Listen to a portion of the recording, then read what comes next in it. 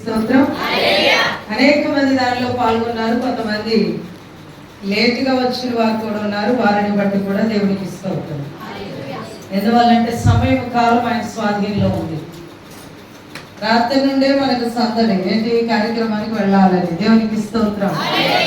ఎందువల్లంటే ఆయన నొప్పి ఒక్కాడించి అందరు రండి మమ్మల్ని ప్రేమించి మా గృహంలో జరుగుతున్నటువంటి ప్రతిష్టకు టిఫిన్లు కూడా మీకు ఇచ్చి మిమ్మల్ని ఆహ్వానిస్తున్నామని ఎంతో ఆశపడ్డారు.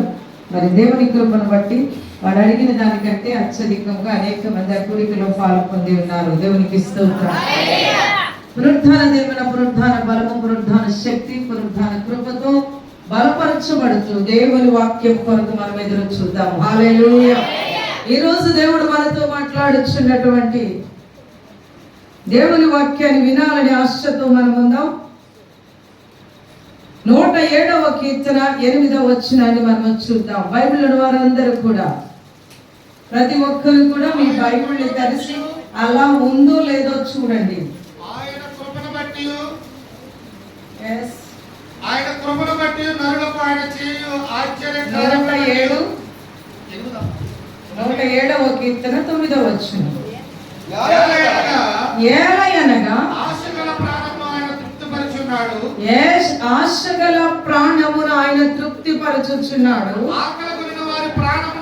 ఆకలి కొనిన వారి ప్రాణమును మేలుతో నింపి ఉన్నాడు. హల్లెలూయా. రెండు మాటలు ఈ రోజు మనం నేర్చుకుందాం. ఆశ, ఆకలి. ఈ రెండు మానవుడికి ఉంటాయి. లేని వారు ఎవరైనా ఉన్నారు ఇక్కడ? చెప్పండి. ఆశ అన్నది ప్రతి ఒక్కరికి ఉంటుంది.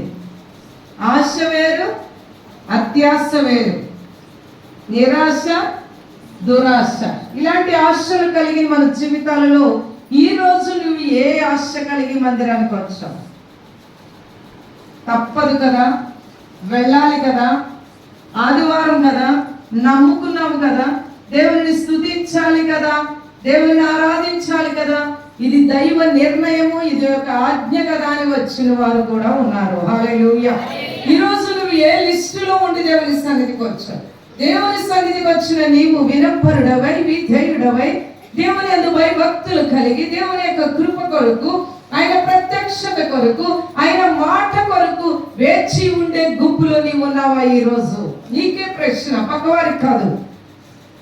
గతించిన దినములు, క్షణములు, గడియలు దేవుడు నిన్ను భద్రపరిచాడు.